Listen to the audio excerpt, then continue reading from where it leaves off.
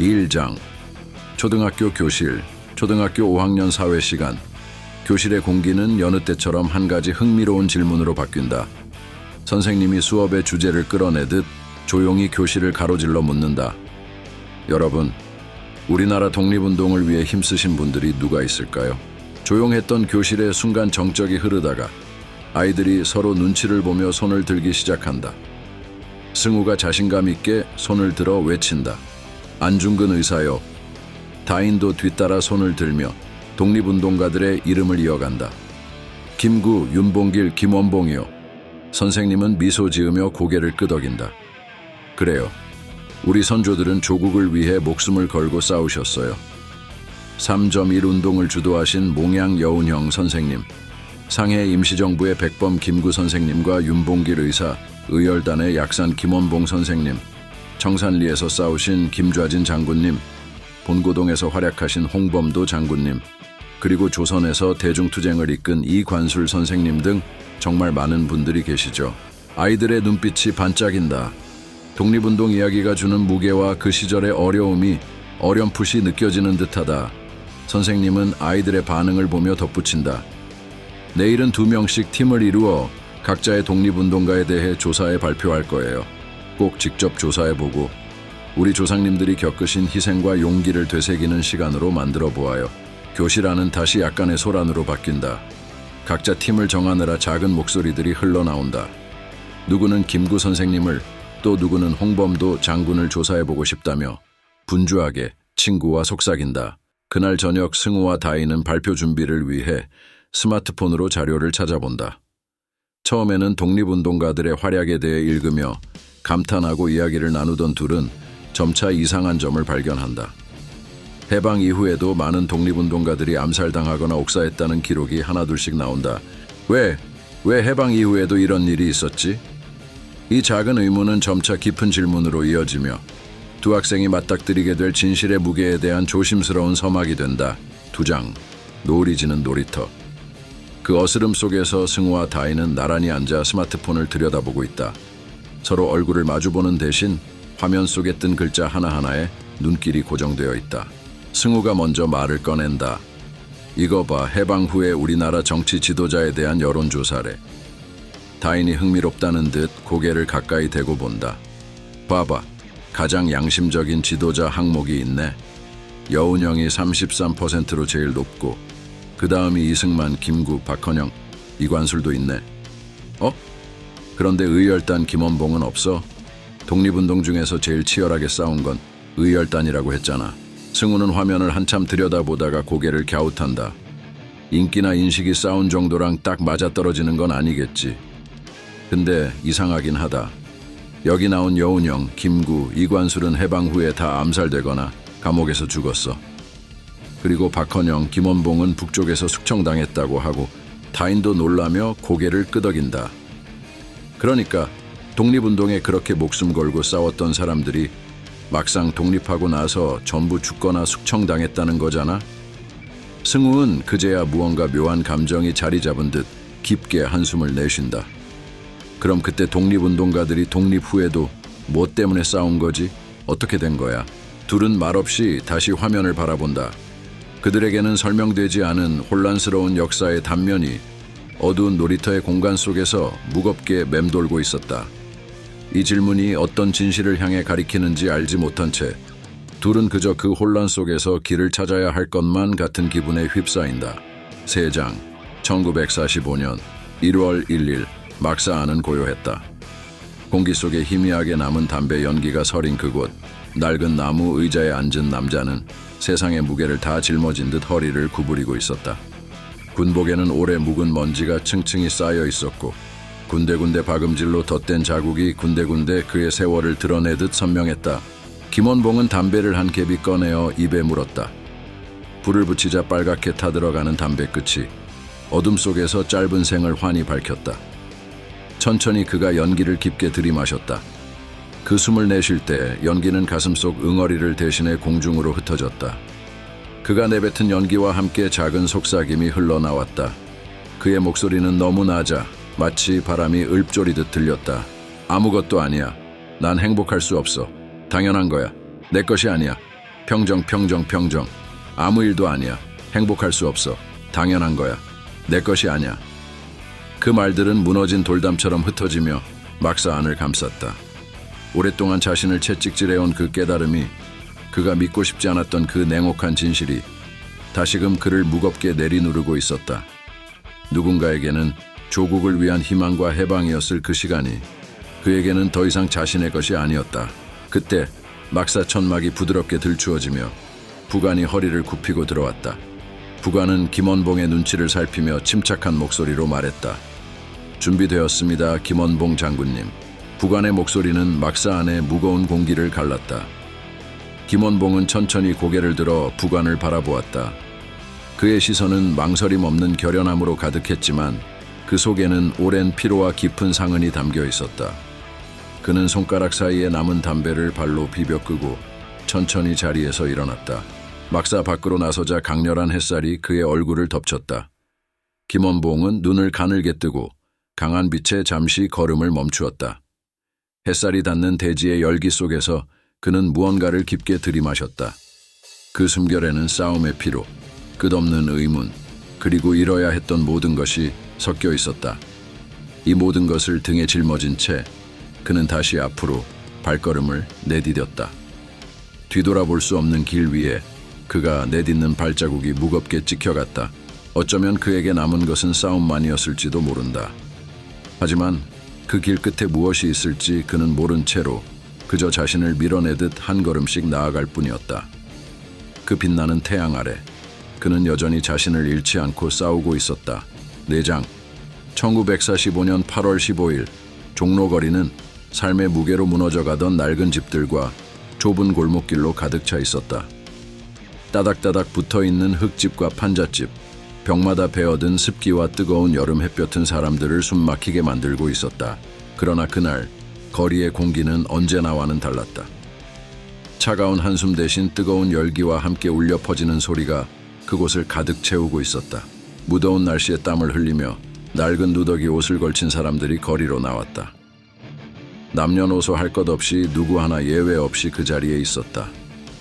야윈 몸, 검게 그을린 얼굴, 푸석한 머리카락에도 그들의 눈에는 굳건한 의지가 빛나고 있었다.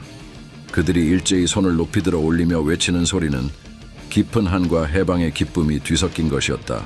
대한 독립 만세, 만세 만세. 처음엔 작고 낮은 목소리였다. 그러나 누군가의 목소리에 다른 이들의 소리가 겹쳐지고 또다시 겹쳐졌다. 작은 소리는 커지고 점점 더 커져갔다. 마치 대지가 함께 외치는 듯 그들의 목소리는 땅을 울렸다. 민중의 목소리 속에는 억압 속에서 짓눌려 있던 긴 한숨이 배어 있었다. 그 오랜 고통과 분노가 해방의 외침으로 터져 나오고 있었다. 거리 곳곳에서 골목마다 그들은 주먹을 쥐고 소리쳤다. 대한 독립 만세, 만세, 만세.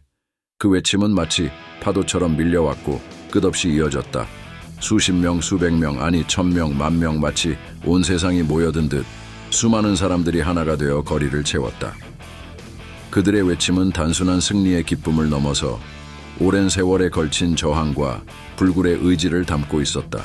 무너져가던 판잣집도, 거친 골목의 돌멩이도, 그 모든 고통을 견뎌온 사람들 역시 그 순간만큼은 하나가 되어 자유를 만끽하고 있었다. 오늘 그 누구도 침묵하지 않았다.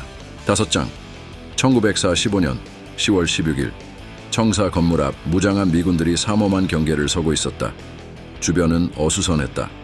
어제까지 그 건물을 지키던 일장기는 어느새 바닥으로 내려왔고 그 자리에 새로운 깃발이 바람을 맞으며 올라가고 있었다. 성조기가 파란 하늘 아래 천천히 펄럭이며 건물 위에 자리 잡았다. 그 광경을 바라보던 사람들은 조용했다. 전쟁의 끝, 해방의 시작. 그러나 그 시작이 무엇을 의미하는지, 이들이 겪어야 할 변화가 어떤 것인지 아무도 쉽게 입을 열지 못한 채 그저 묵묵히 지켜보고 있었다. 그때 사람들 사이로 한 남자가 모습을 드러냈다. 잘 다려진 양복을 입은 그는 간절히 찾아야 할 사람이 있는 듯 눈을 크게 뜨고 청사 주변을 두리번거렸다. 그의 시선이 한 군데서 멈추더니 한참을 주저하다가 조심스럽게 다가가 입을 열었다. 형, 도리 형 아니요? 낯선 목소리에 뭔가에 집중하던 남자가 천천히 고개를 돌렸다. 얼굴에는 미세한 경계가 서려 있었다. 목소리는 익숙했지만 눈앞의 남자가 누구인지 떠올리지 못한 듯했다. 어? 절 아시는 겁니까? 실례지만 누구신지. 남자는 어색한 웃음을 지었다. 상상도 못했던 반응에 살짝 당황한 듯했으나 이내 웃음을 되찾았다. 하하하, 몰라보시네. 저예요, 철수, 이철수. 철수의 말에 상대는 한동안 멍하니 서 있었다. 기억을 더듬는 듯한 얼굴, 어리둥절한 눈빛. 그러다 갑자기 그의 눈이 반짝이더니 얼굴에 환한 미소가 번졌다. 그리운 기억 속에 이름이 떠오른 것이다. 그는 곧 다가와 철수의 양손을 힘껏 잡았다. 그래, 철수. 정말 그 꼬맹이 철수가 맞구나. 세상에, 난 네가 죽은 줄 알았어. 이렇게 멋진 신사가 되어 돌아왔구나. 어떻게 지냈니? 정말 잘 있었던 거야. 철수는 고개를 끄덕이며 감정이 북받쳐 말을 잇지 못했다. 그의 눈가가 살짝 젖어 있었다. 형, 반가워요. 살아있으니 이렇게 다시 만나는 날이 오네요. 형이 아니었으면 전 여기까지 못 왔을 거예요. 이런 날이 오다니. 도리의 얼굴에도 감동이 밀려들었다. 그들은 말없이 서로를 바라보다가 어느새 손을 놓고 강하게 포옹했다. 전쟁이 남긴 상처와 잃어버린 시간들이 그들의 포옹 속에서 위로받는 듯했다. 두 사람의 어깨 너머로 푸른 하늘 아래 성조기가 바람을 타고 힘차게 나부꼈다. 도리는 조용히 속삭였다. 이제 우리가 살아야지, 철수. 우리가 살아서 더는 아픈 일이 없도록 해야지. 철수는 고개를 끄덕이며 그 말에 깊이 동의했다. 이제 그들은 서로를 지키고 자신들의 나라를 위해 새롭게 나아가야 했다. 6장. 허름한 판잣집 국밥집 안. 철수와 도리는 서로 마주 앉아 탁주잔을 주거니 받거니 하며 이야기를 나누고 있었다. 두 사람의 얼굴은 술 기운에 발그스레하게 달아올랐고 서로의 지난 세월에 대한 얘기는 어느새 마음속의 벽을 허물고 있었다. 도리가 먼저 입을 뗐다. 그렇구나. 상해로 넘어갔다니. 구사일생이었네. 철수는 살짝 미소를 지으며 고개를 끄덕였다. 예, 화물선에 숨어서 갔죠. 상해에서도 굶어 죽기 직전까지 갔습니다. 그때 이승만 박사님이 거두어주지 않으셨다면 전 여기 없었을 겁니다. 도리의 눈이 커지며 그가 잠시 놀란 얼굴로 철수를 바라보았다. 독립운동가 그 이승만 박사님 말이냐? 철수는 고개를 끄덕였다. 네, 맞습니다. 상해에서 박사님이 저를 거두어 주셨습니다. 하와이로 가실 때도 저를 데리고 가셨고요. 박사님 덕에 이렇게 사람 굿이라고 살아가게 됐지요. 도리는 잠시 말을 잇지 못하다가 술잔을 기울이며 작은 소리로 말했다. 난 총독부에서 일했어. 말단 관리로 녹봉도 받고 말이야. 그렇다고 동포를 해친 건 아니었어. 먹고 살려고 한 거지. 그러다 보니 이렇게 해방이 될 줄 누가 알았겠니? 부끄럽구나. 철수는 진심으로 도리의 손을 가볍게 두드리며 고개를 저었다. 뭐가 부끄럽습니까? 다 지나간 일인데요. 그땐 누구나 다 힘든 시절이었잖아요. 형님도 사느라 고생 많으셨을 겁니다. 자, 한 잔 더 하시죠. 도리는 웃음을 지으며 술을 받아 단숨에 꿀꺽 삼켰다. 고맙다, 철수야. 그런데 여긴 무슨 일이냐? 철수는 조용히 술잔을 들며 말했다. 이곳에서 일하게 될 것 같아요. 미군정하지 준장님 통역관 자격으로 오게 됐습니다. 박사님이 힘을 써주셨습니다. 형님은 어떻게 될 계획이신가요? 도리는 허탈한 웃음을 짓고는 어깨를 으쓱했다. 난 잘 모르겠다. 일단 나오라고 해서 나왔지. 그냥 대기 중이야. 그래도 축하한다, 철수야. 통역관이면 크게 될 거다. 형 좀 잘 부탁한다. 철수는 웃음을 터뜨리며 잔을 기울였다. 웃기지 마세요, 형님. 그냥 빌어먹고 사는 거죠. 세상이 어떻게 변할지 누가 알겠어요. 저도 정신이 없네요. 이런 일은 처음이라 뭐가 뭔지 모르겠습니다. 그저 살아서 형님 다시 보게 되어 정말 좋습니다. 자, 술이나 마십시다. 두 사람은 잔을 들고 웃음소리를 터뜨리며 분위기를 즐겼다. 바로 그때 창밖에서 고급스러운 승용차 한 대가 멈추는 소리가 들렸다. 한 신사와 젊은 여인이 차에서 내렸고 그들의 모습이 역광을 받아 눈부시게 빛났다. 여인의 자태는 마치 환상 속의 여신처럼 고왔다. 그녀의 긴 머리카락은 부드럽게 빛을 반사하며 바람에 살랑거렸고 고운 얼굴은 차분하면서도 우아한 미소를 띠고 있었다. 철수는 그녀의 아름다움에 압도되어 그들에게 시선이 고정되었고 한동안 멍하니 바라볼 수밖에 없었다. 도리가 철수의 넉나간 얼굴을 보고 물었다. 뭘 그렇게 넋놓고 보고 있는 거야? 철수는 차마 눈을 떼지 못하며 말했다. 저런 고급차를 타는 사람이 조선 땅에 있군요. 외놈은 아닌 것 같은데. 형님, 저분이 누구십니까? 도리는 고개를 저으며 작게 웃었다. 알지. 조선 땅에서 금관광 최창한 모르는 사람 있겠니? 철수는 최창한 옆에 선 여인에게 시선을 고정하며 물었다. 옆에 여인은 그의 아내인가요? 도리는 껄껄 웃으며 철수의 등을 쳤다. 딸이지, 이놈아. 최창한 고명딸 최영희라고 한다. 왜 벌써 홀딱 반한 거냐? 철수는 숨을 죽이며 조심스럽게 고개를 끄덕였다. 네, 저런 분은 처음 봅니다. 여신이 따로 없군요. 저분이 정말 사람입니까? 도리는 술잔을 들어올리며 천천히 웃었다. 아이고, 취했구나. 정신 차려라, 철수야. 저분은 너 같은 놈이 넘볼 분이 아니야. 최창한 집안은 조선 최대의 지주다. 네가 감히 범접할 인연이 아니지. 철수는 기어이 눈길을 떼지 못한 채 술잔을 단숨에 비우고 말했다. 그런 게 어디 있습니까, 형님. 좋아하는 마음까지 못 갖는 법이 어딨나요? 지금이 조선시대입니까? 일제시대입니까? 미국이 어떤 나라입니까? 자유의 나라 아닙니까? 이곳에서 사랑도 못한단 말입니까? 도리는 철수의 열정 어린 얼굴을 한참 바라보다가 묵묵히 그의 잔을 채워주었다. 그 순간에도 철수의 눈은 점점 멀어져가는 최영희의 뒷모습을 놓치지 않고 있었다. 그의 마음에는 그녀에 대한 낯선 열망과 자유에 대한 새로운 의지가 싹트기 시작한 것이다. 7장. 김포비행장 1945년 11월 23일 오후 3시 30분. 비행기가 활주로에 완전히 멈춰섰을 때 고요하던 공기 속에 긴장감이 흘렀다. 군복을 입은 미군 병사들은 일제히 정렬하며 거수경례를 했다.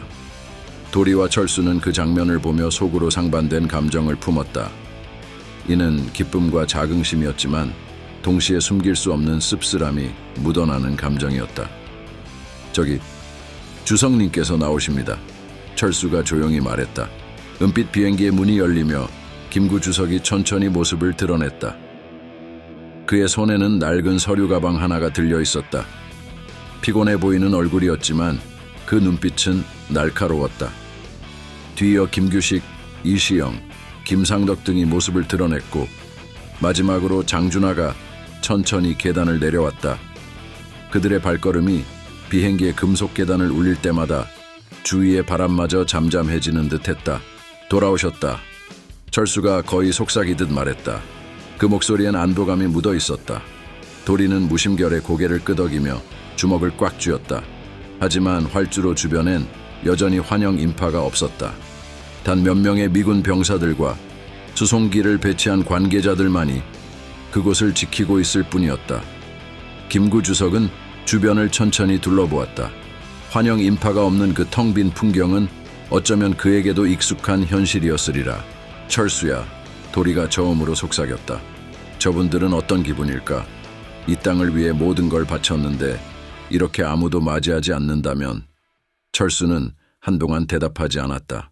그러다 천천히 고개를 들어 김구 주석을 바라보며 말했다. 우리는 그저 역사의 한 조각일 뿐이겠죠. 그러나 그분들은 앞으로 역사를 이끌어 가실 분들이니까요. 오늘 이 순간도 언젠가는 의미를 찾게 될 겁니다. 그때 김구 주석이 멀리서 걸어오는 두 사람을 발견했다. 그의 얼굴에 미묘한 변화가 스쳤다. 피곤함을 넘어 짧은 순간 동안 고개를 끄덕이며 미소를 지어 보였다. 그 미소는 마치 이 모든 역경 속에서도 놓지 않는 희망의 불씨처럼 보였다.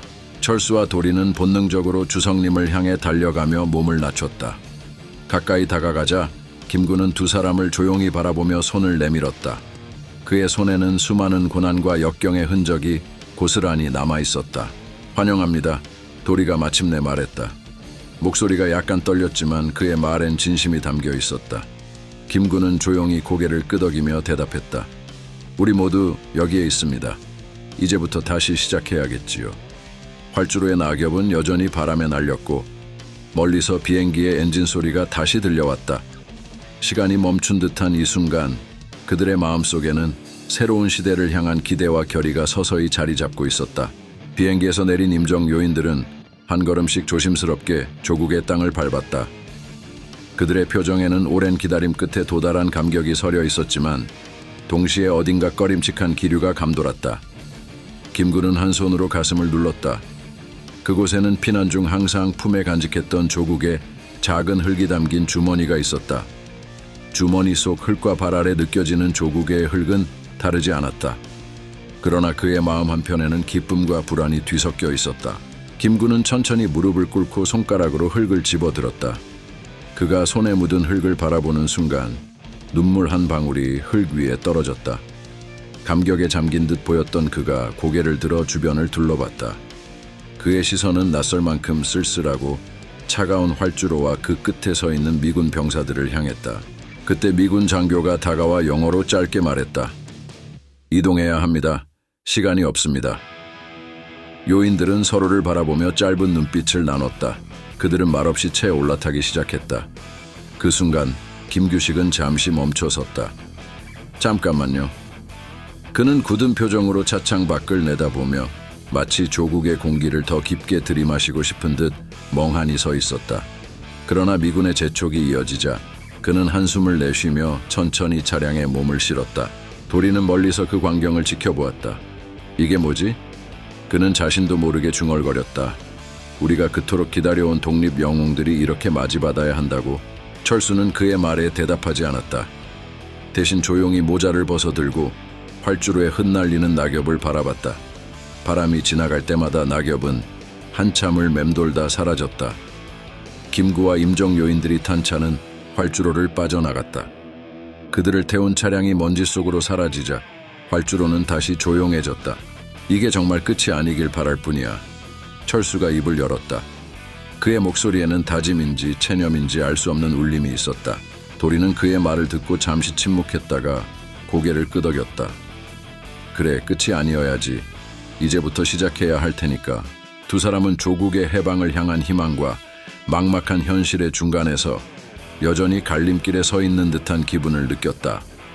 활주로 끝에는 여전히 바람만이 가을의 낙엽을 흩날리며 긴 기다림의 흔적을 지우고 있었다.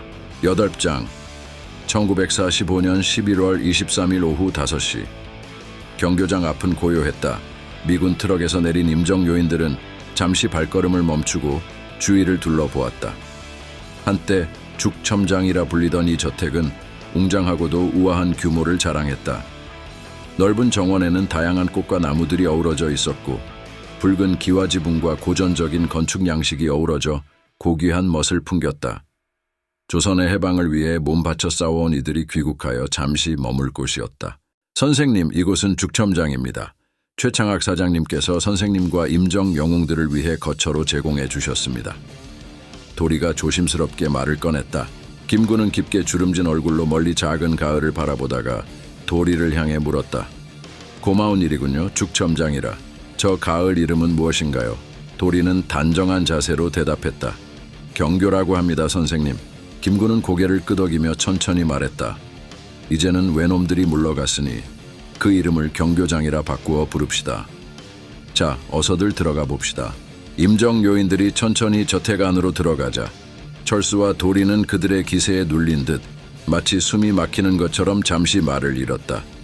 그들의 발걸음은 무거웠고 눈빛은 압도당한 듯했다. 두 사람은 그들이 모습을 감춘 뒤에야 비로소 긴장된 어깨를 풀며 밖에 남아 담배에 불을 붙였다. 담배 연기가 공중에 퍼지자 도리는 한숨 섞인 탄성을 내뱉으며 말했다. 와, 그분들 기운이 대단하시다. 무시무시해. 오금이 저린다야. 철수는 담배를 길게 내쉬며 말했다. 어릴 적에 잠깐 본 적이 있는데 그때에 비해 많이 야위셨네요. 도리는 머뭇거리며 눈을 피하듯 말했다. 그래. 그분들이 내가 외놈 밑에서 일한 걸 알면 가만두려나. 다들 날 어떻게 볼까? 철수는 고개를 저으며 진지하게 말했다. 그런 생각하지 마세요. 누구나 다 같은 길을 걸을 순 없잖아요. 다들 사정이 있었던 거고 형님도 먹고 살기 위해 어쩔 수 없었잖아요. 도리는 잠시 철수를 바라보다가 가볍게 웃었다. 그래, 너 같은 사람도 있으니 나라가 바로 서겠지. 다들 너 같지는 않으니까. 그때 고급 승용차 한 대가 경교장 앞에 멈추었다. 운전사가 내리더니 뒤쪽 문을 열었고 차 안에서 화사한 봄꽃 향기가 가볍게 퍼졌다. 차에서 내린 여인은 비싼 털코트를 입고 있었고 여인이 풍기는 강렬한 기운이 주위를 단숨에 사로잡았다. 철수와 도리는 잠시 눈이 멀어 멍하니 그녀를 쳐다보다가 정신을 차리고 고개를 숙였다. 오셨어요. 영희는 천천히 고개를 끄덕이며 물었다. 네, 임정 요인들은 잘 도착하셨나요? 도리는 경건한 태도로 대답했다. 방금 죽첨장으로 들어가셨습니다. 최창학 사장님이 제공한 별장이라고 말씀드렸고요. 영희는 잠시 입술을 깨물며 생각에 잠기더니 무심한 표정으로 되물었다. 다른 말씀은 없었나요? 도리는 약간 주저하며 말했다. 예, 별장 이름을 경교장으로 바꾸셨습니다. 근처 가을 이름을 따셨다고 하더군요. 이철수가 성냥을 꺼내 영희에게 불을 붙여주며 바라보는 순간 그녀의 눈빛이 차갑게 빛났다.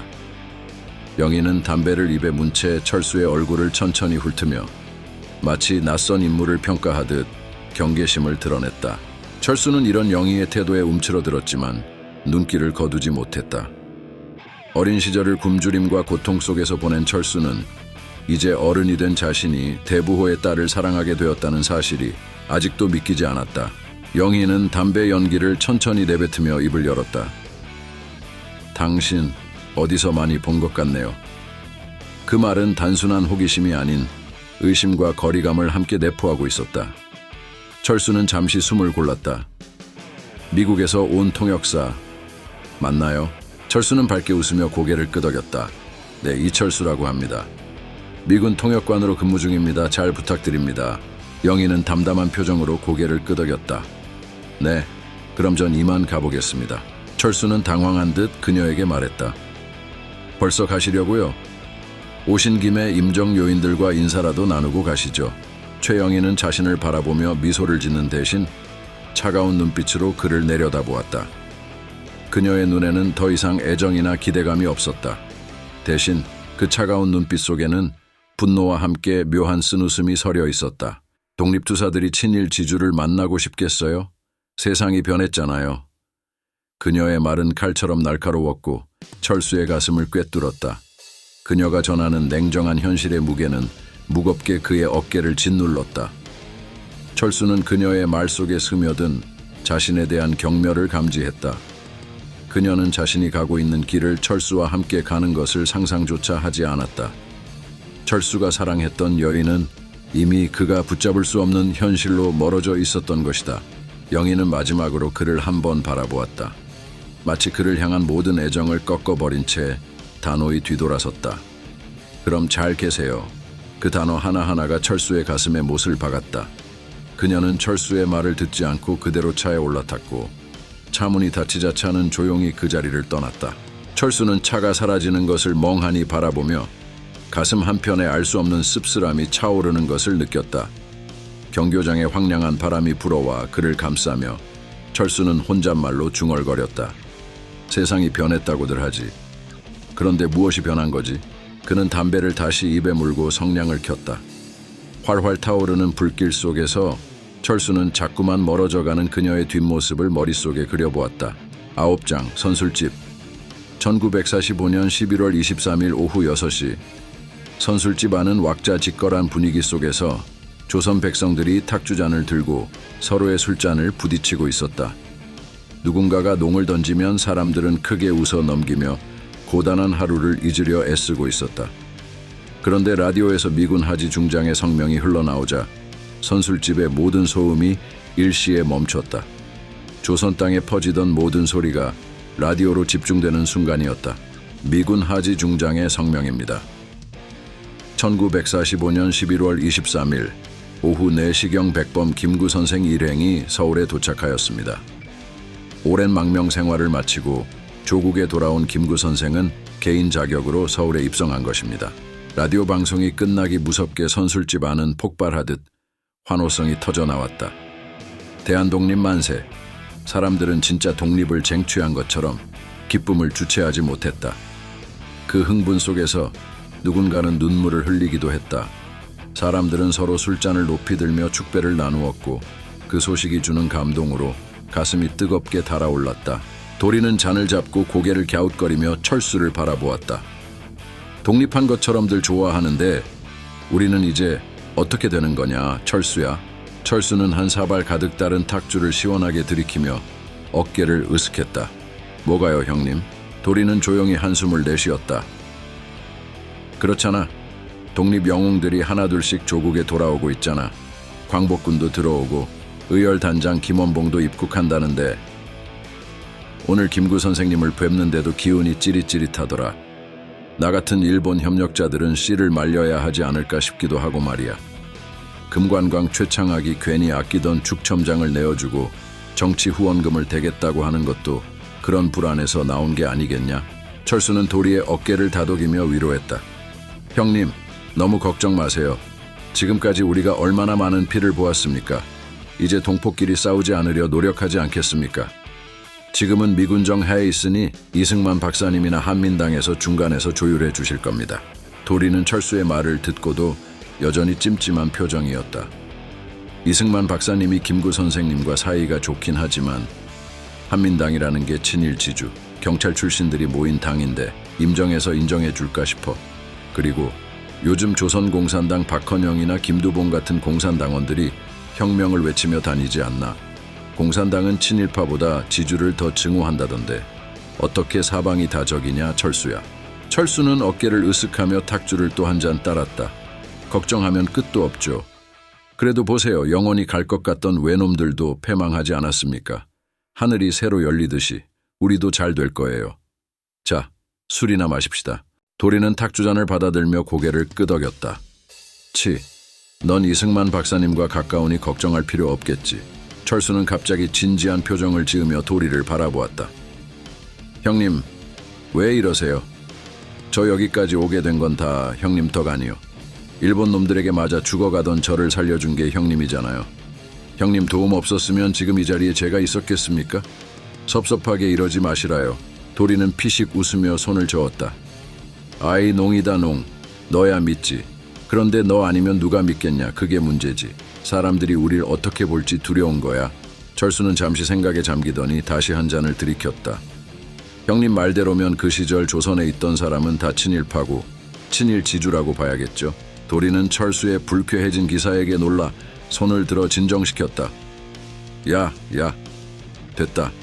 그만하자, 철수야. 그나저나 너는 앞으로 어쩔 셈이냐? 통역관 그 일 계속 할 거냐? 철수는 잠시 웃음을 지으며 고개를 끄덕였다. 아마도 미군정 경무부로 들어갈 것 같아요. 정식 발령은 안 났지만 임정 요인들과의 연락 역할을 하게 될 겁니다. 참, 형님도 경무부에서 함께 일할 수 있게 부탁해 두었어요. 도리는 눈을 반짝이며 철수의 어깨를 툭 쳤다. 그래? 이 형 신세 많이 졌다. 철수가 무심하게 웃으며 고개를 돌리려던 순간 선술집 창밖에 고급스러운 양복을 차려입은 이승만 박사와 일행들이 경교장으로 향하는 모습이 보였다. 도리와 철수는 순간 눈을 맞추며 동시에 일어났다. 맞네, 이승만 박사님이시네. 얼른 나가자. 도리는 철수의 어깨를 친 뒤 밖으로 먼저 나갔고 철수도 뒤따라 달렸다. 두 사람은 경교장 앞에서 이승만 일행을 향해 넙죽 인사를 하며 깊이 고개를 숙였다. 세상이 요동치는 와중에도 그들은 새로이 찾아온 조국의 시간에 자신을 맡기려는 듯이 인사를 거듭했다. 10장 1945년 12월 2일 전북 옥구비 행장은 눈발 속에 잠겨 있었다. 눈이 소리 없이 내리며 하얀 세상을 덮어가고 있었고 주변은 적막하고 쓸쓸한 분위기로 가득했다. 그 속에서 철수와 도리는 고요히 하늘을 올려다보았다. 도리가 하늘을 보며 중얼거렸다. 눈 참 예쁘게도 내린다. 철수도 눈송이가 흩날리는 하늘을 가만히 바라보며 고개를 끄덕였다. 그러게요. 잠시 후 도리가 다시 물었다. 그런데 김원봉 단장님 말고 또 누가 함께 입국하신다고 했지? 철수는 한숨을 쉬며 손에 쥐고 있던 종이를 펼쳤다. 종이를 훑어보던 철수가 소리내어 읽기 시작했다. 상해에서 김포공항으로 착륙 예정이었는데 기상 문제로 전북 옥구비 행장에 착륙한다고 해요. 군무부장 약산 김원봉, 의정원 의장 홍진, 국무위원 조성환, 황학수, 장건상 그리고 각 부장들도 함께 오신답니다. 총 23명이에요. 형님 몇 번을 말해요. 도리는 철수의 말을 듣고 머쓱하게 웃으며 변명을 늘어놓았다. 야, 너무 그러지 마라. 너야 영어를 읽으니 쉽게 이해하지만 난 들을 때마다 헷갈린다고. 그런데 너 상해에 있을 때 김원봉 단장님 본 적 있냐? 철수는 종이를 접으며 고개를 저었다. 아니요, 워낙 신출귀몰하신 분이잖아요. 독립군 최고 현상금이 걸린 분이기도 하고. 도리는 잠시 생각에 잠긴 듯 중얼거렸다. 그렇지, 의열단의 김원봉이라니. 으이구, 정말 무서운 분이야. 그때 하늘에서 요란한 소리가 들려왔다. 두 사람은 동시에 고개를 들어 눈발을 뚫고 내려오는 비행기를 지켜보았다. 차가운 바람과 함께 눈송이가 흩날리며 비행기가 서서히 활주로에 내려앉았다. 강한 엔진 소리와 눈발이 뒤섞이자 철수와 도리는 잠시 숨을 죽인 채 그 장면을 바라보았다. 비행기는 서서히 멈추고 엔진 소리가 잦아들자 활주로 위에는 조용한 침묵이 내려앉았다. 눈발은 여전히 차가운 바람을 타고 날리고 있었고 철수와 도리는 자신도 모르게 그 자리에서 한 걸음 앞으로 나섰다. 그들의 가슴 속에선 설렘과 긴장이 뒤섞인 감정이 점점 커져갔다. 문이 열리기 전에 잠깐의 고요. 눈송이가 그들 얼굴에 내려앉아 녹아내릴 때 철수와 도리는 주먹을 꼭 쥐며 서로의 눈을 바라보았다. 그 순간 서로의 눈빛 속에 같은 결의와 기대가 담겨 있었다. 그들은 이 순간이 역사의 한 장면이 될 것임을 알았고 그 한가운데 자신들이 서 있다는 사실이 믿기지 않았다. 비행기 문이 열리고 짙은 외투에 무거운 표정을 한 남자들이 하나둘 모습을 드러냈다. 그들 중에는 약산 김원봉, 의정원 의장 홍진, 그리고 각 부서의 국무위원들이 차례로 모습을 드러냈다. 그들의 얼굴에는 피로가 서려 있었으나 조국의 땅을 다시 밟은 그 감격은 말하지 않아도 느낄 수 있었다. 눈 속에서 내려오는 그들은 전쟁의 상흔을 고스란히 간직한 채 오랜 망명 생활의 끝을 기념하듯 땅을 단단히 밟았다. 철수는 자신도 모르게 숨을 삼키며 조용히 속삭였다. 형님, 저분들이 진짜 전설의 독립운동가들입니다. 도리도 숨을 죽인 채로 고개를 끄덕였다. 그러게, 우리가 지금 그들의 귀국을 맞이하고 있다니 꿈만 같구나. 이윽고 김원봉이 눈발을 헤치며 활주로에 발을 내딛었다. 그의 눈빛은 싸늘하고 날카로웠지만 그 속에는 조국에 대한 깊은 애정이 녹아있는 듯했다. 그는 주위를 둘러보다가 철수와 도리를 비롯한 몇몇 사람들의 눈을 마주쳤다. 그 순간 그들은 말없이 서로를 이해한 듯한 기묘한 감정에 사로잡혔다. 김원봉은 그 짧은 눈맞춤 후에 곧 발걸음을 옮겼고 철수와 도리는 눈밭 위에서 그의 발자국을 따라 조용히 걸음을 옮겼다. 그들의 발걸음은 조심스럽고 경건했다. 눈 덮인 활주로에 새겨진 발자국들은 마치 오랜 시간의 무게를 견디고 있는 흔적처럼 그곳에 깊이 찍혀갔다. 그들은 그 길 위에 함께 서 있었고 눈송이 가득한 하늘 아래에서 차가운 바람을 맞으며 그 길을 묵묵히 걸어 나갔다. 11장 1945년 12월 8일 전국농민조합 총연맹 결성 대회장이 넘치는 열기로 가득했다. 박수갈채와 환호가 귀를 찌를 듯 이어지다 사회자가 김원봉의 이름을 부르자 일순간 장내는 조용해졌다. 그가 연단 위에 오르자 농민들의 시선은 경의와 감격으로 가득 찼고 그들은 숨조차 죽이며 그의 입술과 눈빛을 바라보았다. 김원봉은 천천히 연단 위를 둘러보며 담담하게 입을 열었다. 오랫동안 압박받아온 여러분에게 경의를 표합니다. 인구의 절대 다수를 차지하는 농민을 위해 모인 여러분에게 또한 경의를 표합니다. 지금 우리의 투쟁 대상은 일제가 아니라 일제의 대리인입니다. 그들을 철저히 몰아내지 않으면 안 됩니다. 나는 군인입니다. 그리고 우리의 군대는 농민의 군대입니다. 여러분과 함께 씨를 뿌리고 김을 메고 오줌통도 지고 나르겠습니다. 나는 농민운동을 지지하는 일가의 군인일 뿐입니다. 여러분, 부디 굳게 싸워주십시오. 김원봉의 말이 끝나자 대중은 일제히 외침과 박수를 쏟아내기 시작했다. 김원봉, 김원봉, 약산, 약산, 친일파를 몰아내라, 친일지주 몰아내라, 농민이여 굳게 일어서라, 토지개혁 실시하라. 박수와 함성은 대회장 안을 뜨겁게 달구었고 농민들의 눈빛에는 오랜 억압에서 벗어나려는 염원이 가득 차올랐다. 허름한 옷을 입고 날카로운 추위 속에 몸을 움츠린 채로도 그들은 한 목소리로 외치고 있었다. 그러나 대회장 바깥에 배치된 경무부 경찰들은 예의주시하며 만일의 사태에 대비하고 있었다. 도리는 군중의 함성 소리를 듣고 놀란 듯 작게 중얼거렸다. 와, 기세가 대단하네. 역시 의열 대장님이라 그런가. 그런데 좀 노골적인 거 아냐? 나 들으라는 소리 같은데 까딱하다간 목 날아가겠어. 철수는 담담하게 대답했다. 형님 선생님은 스스로 군인이라고 하셨잖아요. 정치적인 발언이라기보단 농민을 위한 결의 아닐까요? 노골적으로 적을 만들면 오히려 손해 아니겠습니까? 그때 희미하게 피어오른 담배 연기 속에서 낮고 차가운 목소리가 철수와 도리의 대화에 끼어들었다. 영희였다. 그녀는 담배를 피우며 무심하게 그들을 바라보며 말을 이었다. 하지만 약산의 영향력을 생각해보면 꽤 위험한 발언 아닌가요? 영희는 잠시 담배 연기를 길게 뿜어내며 눈을 가늘게 뜨고 이어 말했다. 결국 친일파와 지주들을 몰아내야 한다는 말 같은데 그 대상이 누가 되겠어요? 도리는 영희를 돌아보며 깜짝 놀랐다. 아가씨 이런 곳에 왜 오셨어요? 조심하셔야 합니다. 여긴 빨갱이 천지라니까요. 위험해요. 철수도 고개를 끄덕이며 말했다. 도리 형님 말씀이 맞습니다. 아가씨와는 어울리지 않는 장소입니다. 돌아가시는 게 좋겠습니다. 영희는 그런 두 사람을 무심하게 바라보며 냉소적인 미소를 지었다. 철수 씨가 최연소 미군정 경무부 경감이 되었다는 얘기는 들었어요. 능력이 좋은 건지 아니면 시대를 타고난 건지 뒷배가 좋은 건지 모르겠지만요. 철수는 담담하게 웃으며 말했다. 과분한 자리일 뿐입니다. 그저 감사할 따름이죠. 영희는 철수를 잠시 응시하더니 담배를 물고 조용히 연기를 내뿜었다. 그 연기가 서늘한 겨울 공기 속에 하얗게 퍼져나갔다. 그녀는 차가운 시선을 철수에게 고정한 채 낮게 말을 이었다. 그냥 그 유명한 약산 김원봉이 어떤 사람인지 한번 보고 싶었을 뿐이에요. 일본을 벌벌 떨게 했던 의열단장인이 얼마나 무서운 사람인지 궁금했어요. 그녀는 담담한 표정을 유지하며 다시 담배를 입에 대더니 말을 덧붙였다. 이제 나도 두려워해야 할까요? 일제는 물러났으니 이제 우리 같은 친일 지주들이 다음 차례가 될 테니 말이에요. 철수는 그녀의 말에 잠시 눈을 감았다가 천천히 다시 뜨며 담담한 목소리로 답했다.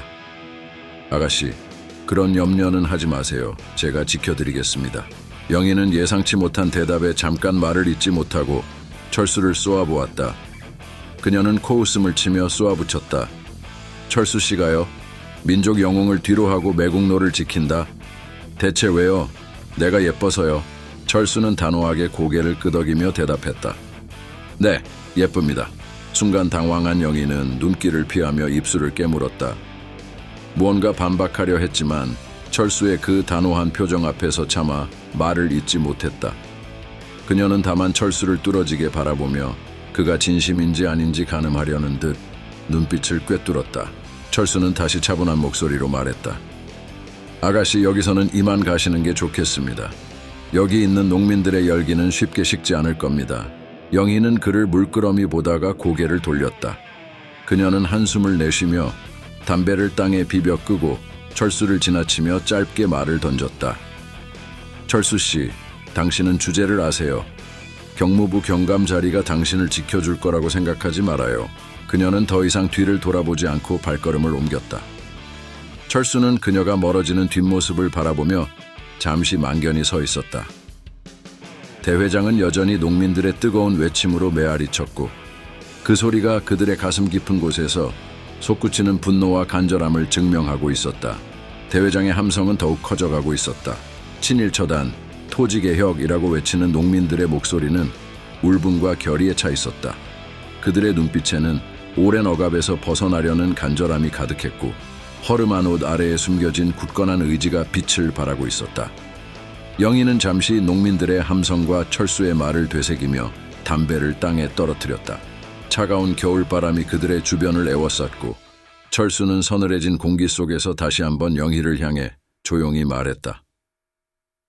부디 이곳을 떠나세요, 아가씨. 영희는 철수의 눈을 바라보았다.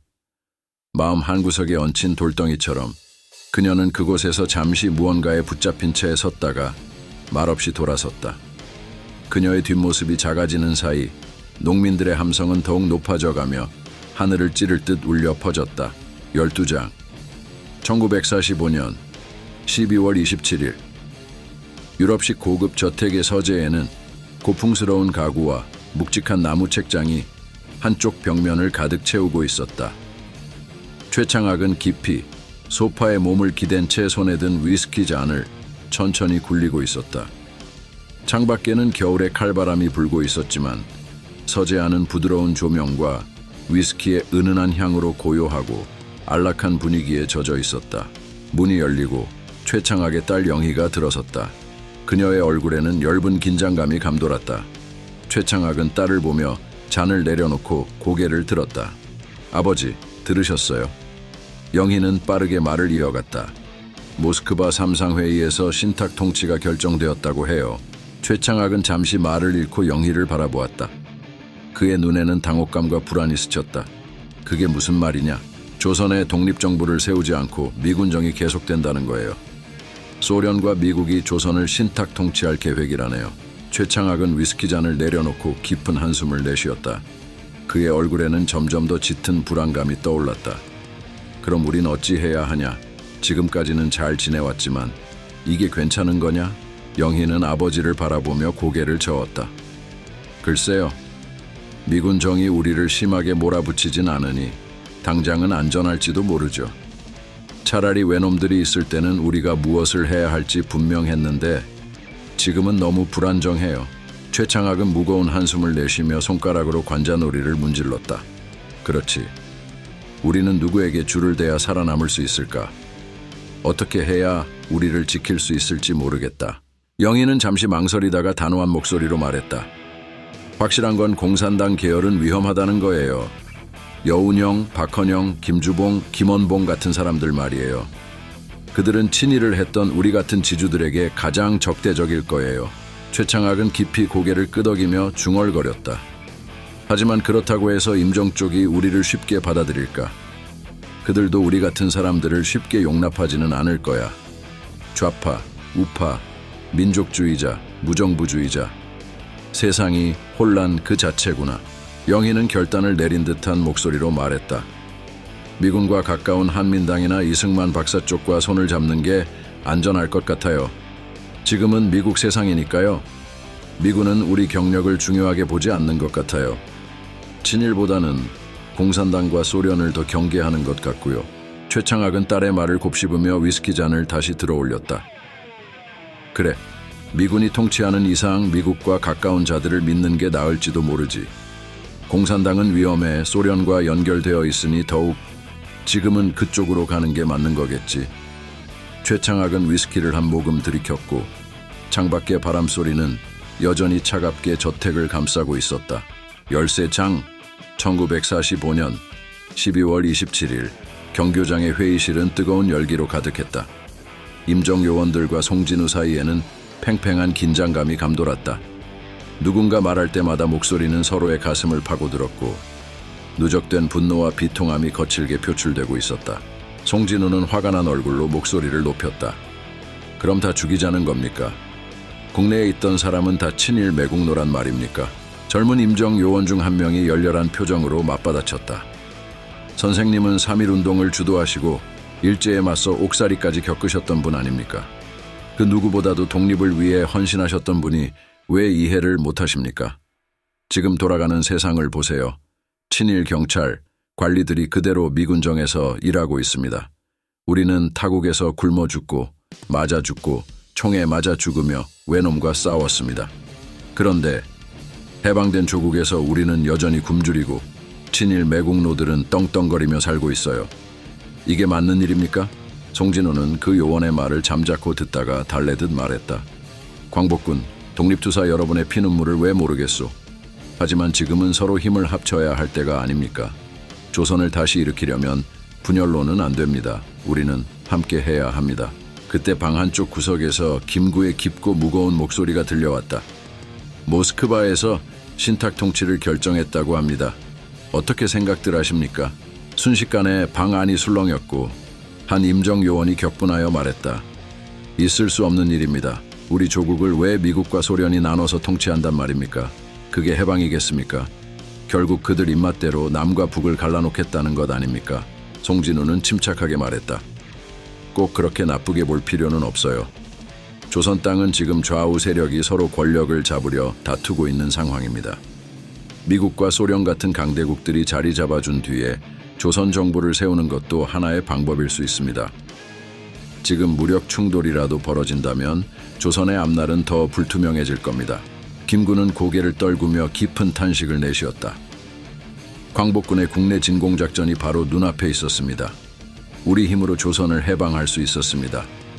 그런데 외놈들이 그렇게 항복해버리다니 통탄할 일입니다. 그리고 지금 우리가 할 수 있는 것은 없어요. 그들이 자리를 잡아준다고요? 자본주의와 사회주의, 그들의 싸움에 우리가 끼일 필요가 있습니까? 조선의 운명은 조선인이 결정해야 하지 않겠습니까? 임정요원 중 한 명이 격렬한 목소리로 외쳤다. 맞습니다. 우리 조국은 우리가 만들어 가야죠. 송진우 선생님도 우리와 함께해 주십시오. 선생님 말씀대로 지금이야말로 모두 뭉쳐야 할 때입니다. 송진우는 잠시 침묵에 빠져들더니 답답한 듯 한숨을 내쉬었다. 이건 단순한 감정의 문제가 아니오. 저 대단한 일본을 무찌른 미국, 독일을 막아낸 소련입니다. 강대국들 상대로 우리 목소리를 내는 게 그렇게 쉽겠소. 임정요원은 단호한 목소리로 맞섰다. 그러니 더욱 힘을 합쳐야죠. 임정은 반탁투쟁을 시작할 겁니다. 선생님도 한민당과 함께해 주십시오. 송진우는 허허 웃으며 고개를 가로저었다. 그렇게 하다 미군과 척을 지면 어쩌려고 그럽니까? 임정요원은 주저함 없이 대답했다. 싸워야죠. 조국을 위해 목숨을 바쳐야죠. 대화는 끝이 없는 충돌 속으로 빠져들고 있었다. 송진우의 얼굴엔 어둠이 깔렸고 김군은 무거운 표정으로 백열등 아래에서 깊이 눈을 감았다.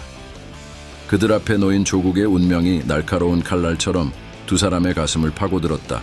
14장 1945년 12월 27일 경성은 해방의 기쁨도 잠시 한겨울의 긴장 속에 얼어붙어 있었다.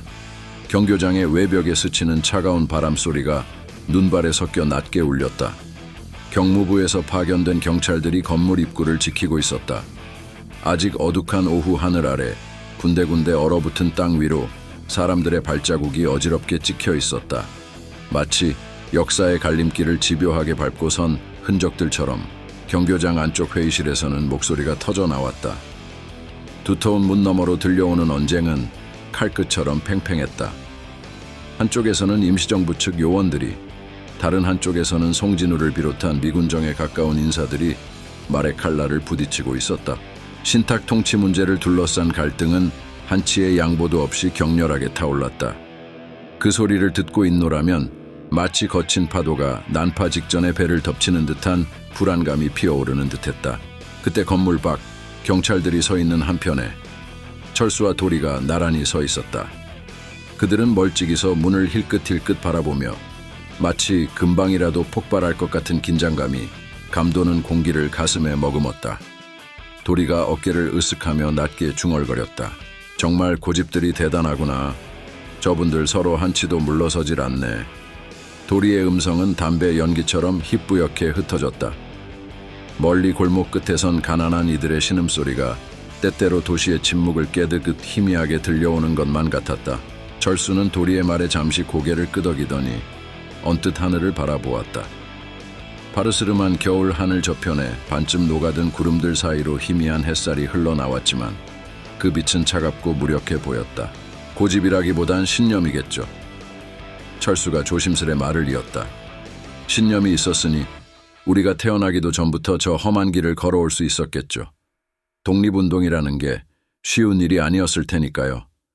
이런 날이 올 거란 걸 알면서도 그 수많은 고난을 묵묵히 견디고 여기까지 온 분들입니다. 그분들의 세계는 우리 같은 사람들이 섣불리 이해할 수 없는 곳에 있을 거예요. 도리는 철수의 얼굴을 가만히 바라보았다. 그리고 쓴웃음을 머금은 채 담배 연기를 길게 뿜었다. 머리 위로 가는 연기가 가늘게 나선형을 그리며 사라졌다. 세상에 영원한 게 어디 있겠냐. 외놈들 시절에도 애국하다 친일로 돌아선 이들이 수두룩했지. 누가 알았겠어. 이런 날이 올 줄. 앞날을 내다볼 수 있는 사람이 세상에 몇이나 있겠냐. 그는 잠시 말을 고르고 신탁통치라는 낯선 단어를 혀끝에 굴리듯 중얼댔다. 신탁통치라. 이게 무슨 일로 번지지 않겠지? 괜한 소란만 안 터지면 다행인데. 철수는 무거운 표정으로 고개를 저었다. 형님, 저도 불안해요. 임정도, 이승만 박사님도 다들 단호히 반대하시잖아요. 그런데 송진우 선생님이나 김일성 쪽은 이 틈을 기회로 삼으려는 것 같습니다. 미군정이나 소련 군정 모두 조선을 놓고 줄다리기를 하는 것 같고요. 각자는 제 위치에서 옳다고 믿는 걸 내세우겠지만 결국 백성들의 삶은 어디로 흘러갈지 누구도 장담 못합니다. 도리는 담배를 털어내며 땅바닥을 툭 하고 쳤다. 그렇다고 지금 당장 무슨 큰일이라도 일어나겠냐? 미군도 있고 소련군도 있는데 바로 진정될 거야. 이 험한 세상에 그렇게 쉽게 전면적인 사달이 나진 않을 거다. 하지만 철수의 눈엔 어딘가 안타까운 빛이 서려 있었다. 그는 경교장의 창문들이 어슴푸레하게 빛나는 것을 바라보며 낮은 목소리로 말했다. 거리에서 툭하면 싸움과 집회가 벌어지고 사람들의 마음이 이리저리 갈라지고 있어요. 오늘 여기 상황도 상부에 보고해야 할 것 같습니다. 형님은 여기 계속 계세요. 전 보고를 마치고 최창학 저택으로 갈 일이 생겼습니다. 도리는 헛웃음을 지으며 철수의 어깨를 가볍게 쳤다. 그 눈길에는 허탈함과 애틋함, 그리고 어딘지 모를 연민이 깃들어 있었다. 하하, 너도 참. 대체 뭔지 모르겠지만 사랑이든 뭐든 너는 참 한결같구나. 내 마음대로 해라. 누군가를 향한 지극정성이라면 결국 통할 날이 올 수도 있겠지. 철수는 미소를 지으며 고개를 숙였다. 그를 감싸 안는 겨울바람은 여전히 차가웠지만 그는 발걸음을 뗐다. 거리마다 얼어붙은 역사의 시선이 뒤따르는 듯했지만 그는 멈추지 않았다. 눈발이 흩어지는 거리 너머 최창학 저택을 향해 뻗은 길 위로 철수의 발자국 소리가 천천히 사라져갔다. 뒤편에서는 여전히 회의실 안의 고성이 어렴풋이 들려왔고 도리는 남겨진 담배꽁초를 지식이며 낯선 시대가 던진 불안한 질문들을 곱씹었다. 그날의 경교장, 그날의 하늘, 그리고 그날을 살았던 사람들 모두가 역사의 결절점 위에 서 있었다. 그들은 어떤 미래를 향해 걸어가고 있었을까? 무엇이 그들을 기다리고 있었을까? 철수의 뒤편으로 서늘한 바람만이 낮게 입김을 뿜어냈다. 15장 1945년 12월 30일 종로거리. 차가운 눈발이 흩날리는 거리. 어린 소년이 손에 종이를 꼭 쥐고 숨이 차도록 뛰어다니며 외쳐댔다. 그의 목소리가 거리 곳곳에 메아리처럼 울려 퍼졌다. 호웨요 호웨 한민당 송진우 암살이요. 12월 30일 새벽 4시 자택에서 송진우 암살이요. 호웨요 호웨. 소년이 던진 종이는 눈바닥 위로 흩날리며 사람들의 발밑에 떨어졌다. 행인들은 서로 수군거리며 바닥에 떨어진 종이를 주워들었다. 종이를 읽은 이들의 얼굴이 굳어지고 그들의 눈빛에는 알 수 없는 불안이 감돌았다. 누군가는 고개를 저으며 깊은 한숨을 내쉬었고 누군가는 두려운 눈으로 주변을 둘러보았다. 차가운 겨울바람이 그들의 옷깃을 파고들었다. 송진우의 암살 소식은 마치 칼날 같은 바람이 되어 조선 전역을 찔러 지나갔다. 거리 곳곳에 흩어진 종이 위의 검은 글씨는 처참한 현실을 적나라하게 담아내고 있었다. 송진우가 죽었다고. 도대체 누가 왜? 사람들은 속삭이며 주위를 살폈다. 그들의 눈에는 공포와 혼란이 가득했다. 한 사람의 죽음은 단순한 비보를 넘어 그들의 앞날에 또 다른 어둠이 드리워지고 있음을 암시하고 있었다. 몰아치는 눈발 속에서 거리의 차가움은 여전했지만 그 차가움보다 더 깊은 두려움이 그들을 휘감고 있었다. 거리에 흩어진 종이를 주워든 사람들은 소리 죽여 속삭이며 서로의 얼굴을 살폈다. 차가운 눈발이 흩날리는 와중에도 사람들 사이에는 불안과 의혹이 가득했다. 송진우의 암살은 단순히 한 사람의 죽음이 아니었다. 그 죽음이 어떤 세력의 음모인지, 이 암살이 앞으로 어떤 혼란을 불러일으킬지 모두가 두려워하고 있었다. 한 남자가 얼굴을 찡그리며 말문을 열었다. 송진우 선생을 누가 죽였단 말이야? 도대체 이게 무슨 일이냐고. 그 말을 들은 다른 이가 고개를 끄덕이며 낮은 목소리로 말했다. 그러게, 우리나라에서 좌우파가 서로 물고 뜯는 게 보통 일이 아니더니 이젠 사람까지 죽이네. 중년의 여인이 두 팔을 움켜쥔 채 불안한 표정으로 말했다. 그럼 이게 공산당 짓이란 말인가요? 아니면 미군정 쪽에서? 또 다른 이가 코웃음을 치며 소리 죽여 말을 이었다. 글쎄, 공산당이야 송 선생님을 가만히 두고 싶겠어. 반탁운동 앞장선 분인데 좌익 쪽에선 위험한 인물이었겠지. 옆에 있던 젊은 남자가 고개를 흔들며 속삭였다. 미군 정이라니, 설마 그들이 송 선생을 죽였겠어? 그보다는 요즘 한민당 내에서도 서로 반목이 있었단 소문도 있잖아. 권력 쟁탈전이라는 말도 있고 그 말을 들은 다른 남자가 입을 꾹 다물고 있다가 조심스레 덧붙였다. 이러다가 우리나라가 갈갈이 찢어지면 어쩌나. 송 선생님 같은 분도 결국 우리 백성은 또 어찌 되는 거야. 거기 모인 사람들은 말없이 서로를 바라보았다. 송진우의 죽음이 가져올 폭풍을 누구도 쉽게 짐작할 수 없었다. 백성들은 또다시 어둠 속에 던져진 기분으로 몸을 떨었다. 차디찬 눈발 속에서 그들의 속삭임은 점차 침묵 속으로 묻혀갔다. 16장 1945년 12월 31일 한성의 밤은 들끓는 불안으로 어둠을 머금고 있었다. 최창학의 저택 안채에는 백열등이 힘겹게 깜박이며 살아남은 빛을 토해내고 있었다. 안채 깊숙한 방 안에서는 최창학과 그의 딸 영희 그리고 철수가 낮게 앉아 있었다.